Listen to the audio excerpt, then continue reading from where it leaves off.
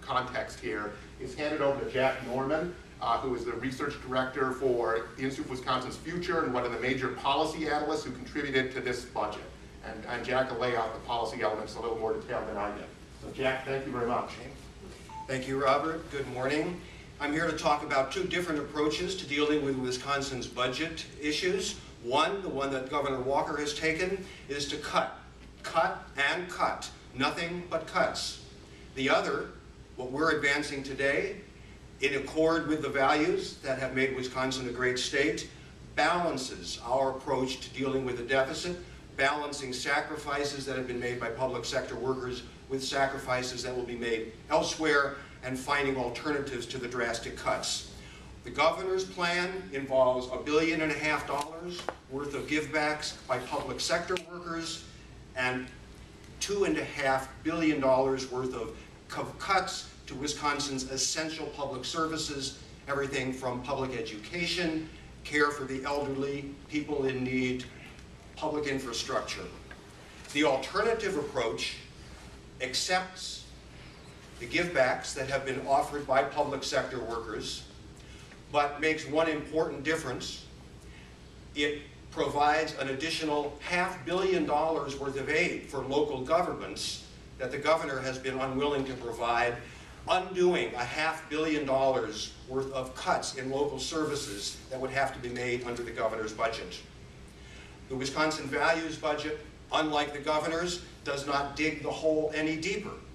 Governor Walker begins the whole process by adding $400 million to the problem in additional tax cuts for the wealthy, corporations, and other adjustments. We would roll those back and save the $400 million so it can be spent on programs serving people. The Wisconsin Values budget, unlike the governor's, recognizes that the additional $600 million in revenue that we're going to be getting needs to be used to offset the deep cuts. The Wisconsin Values budget, unlike the governor's, believes that the Department of Revenue, with appropriate resources, can collect a substantial amount of money that is owed by taxpayers who have refused to pay. Delinquent taxes, collections of several $100 million are possible to avoid cuts. The Wisconsin Values budget recognizes that there have to be some trims in government and acknowledges that by finding $650 million worth of reductions and efficiencies, hurting, but at the same time, 1/4 the size of Governor Walker's cuts.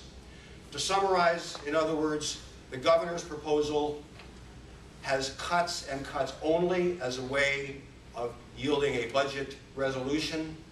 The alternative approach uses modest cuts, refuses to dig our budget hole any deeper by rolling back tax breaks to corporations and the wealthy, insists on an equal sacrifice by those who can pay the most, people with wealth and the largest corporations, finds additional revenue through the growing economy and through the ability of the department to capture delinquent taxes, and insists on efficiencies in Wisconsin government.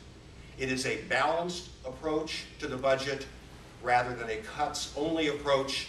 It's the way Wisconsin has always done things, and it's the way we should continue to do things in the future. Thank you.